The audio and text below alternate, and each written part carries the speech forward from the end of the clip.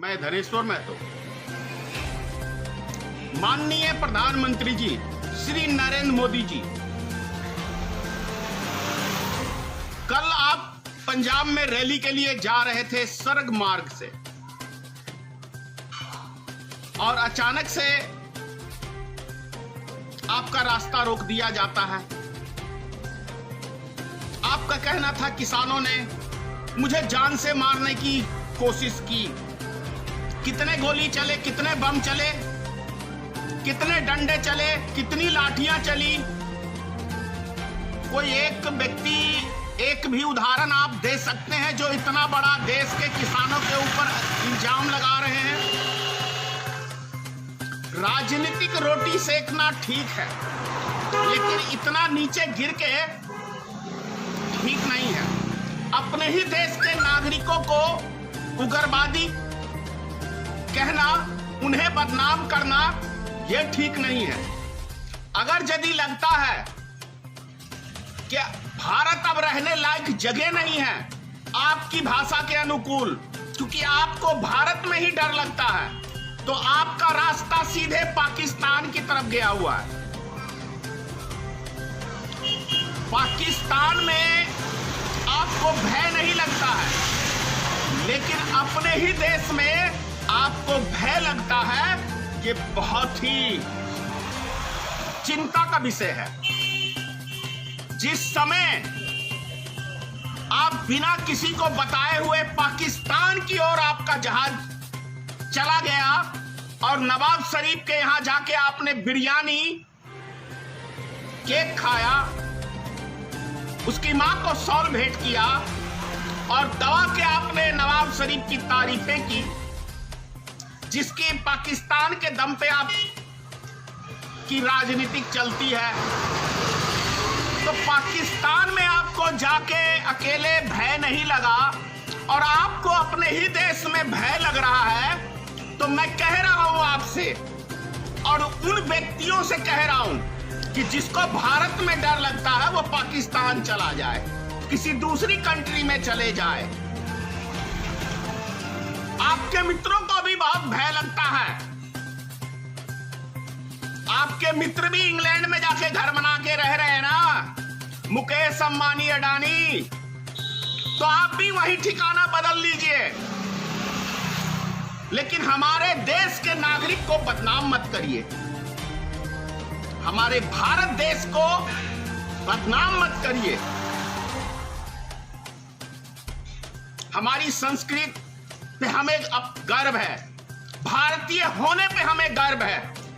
लेकिन अगर आपको शर्मिंदगी महसूस हो रही है, आपको भारत देश में डर लग रहा है, अपने ही नागरिकों से डर लग रहा है, तो आपको ना तो प्रधानमंत्री बने रहने का कोई राइट बनता है और ना ही आपको इस देश को बदनाम करने का यह अधिकार दिया है। क्योंकि आपके ऊपर एक बम नहीं चला, आपके ऊपर एक गोली नहीं चली, आपके ऊपर एक डंडा नहीं चला। कुछ आप ही के हो सकता है, राजनीतिक 5 राज्यों का चुनाव है, हो सकता है आप राजनीतिक रोटी सेकने के जगह, मतलब राजनीतिक रोटी सेकने के लिए आपने ही ये प्लान रचा हो।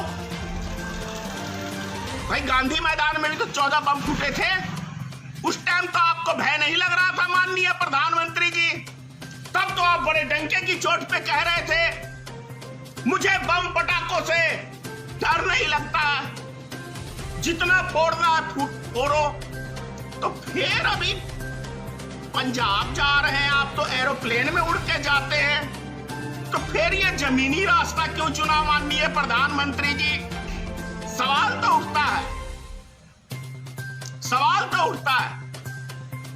और 4 आदमी आपका रास्ता रोक लेंगे, ये भी एक सवाल उठता है। षड्यंत्र खुद करो, लेकिन फंसाओ हमारे देश के भोले भाले नागरिकों को। गजब की राजनीतिक है माननीय प्रधानमंत्री जी। आश्चर्य लगता है आपकी सोच पे। कोई इतना भी गिर सकता है राजनीतिक रोटी सेकने के लिए, अपने मुल्क को बदनाम कर सकता है, अपनी देश की जनता को बदनाम कर सकता है। आश्चर्य लग रहा है माननीय प्रधानमंत्री जी। पुलवामा हमला हुआ था, अगले दिन सब सैनिकों का फोटो लगा के आप राजस्थान में चुनाव प्रचार कर रहे थे। शर्म नहीं आया था आपको? अब शर्म मर गया था। कोई मुद्दा नहीं बचा। तो यही मुद्दा सही कि देखो प्रधानमंत्री को मारने के लिए साजिश रची गई। हम पैदल जा रहे हैं, अपने ही आदमी को खड़े कर दो और पंजाबी भाइयों को बदनाम करो। भाई बहुत ही गंभीर विषय है। हमारे देश के एक एक नागरिक को सोचना चाहिए माननीय प्रधानमंत्री के इस बयान पे। दूसरी बात, 50 आदमी भी उस रैली में थे जहां आप जा रहे थे। दरअसल बहाना तो यह था कि आपकी रैली में कोई आदमी नहीं पहुंचा है, तो चलो सड़क के रास्ते चलते हैं और इसी को एक मोहरा बना देते हैं, इसी को एक साजिश का रूप दे देते हैं कि मेरे को जान से मारने की साजिश थी, मैं बाल बाल बच के आ गया। धन्यवाद पंजाब सरकार का। कमाल है फेंकू राम जी, फेंकते रहो और गोदी मीडिया आपके झूठ को सच में बदलने का प्रयास करते रहे।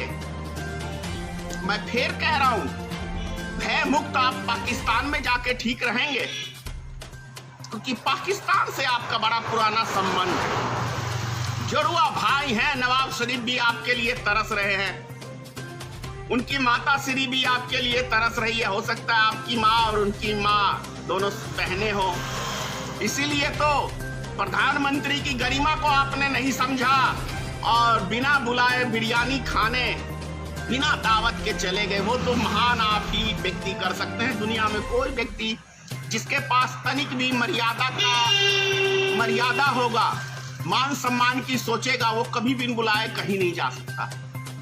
जय हिंद।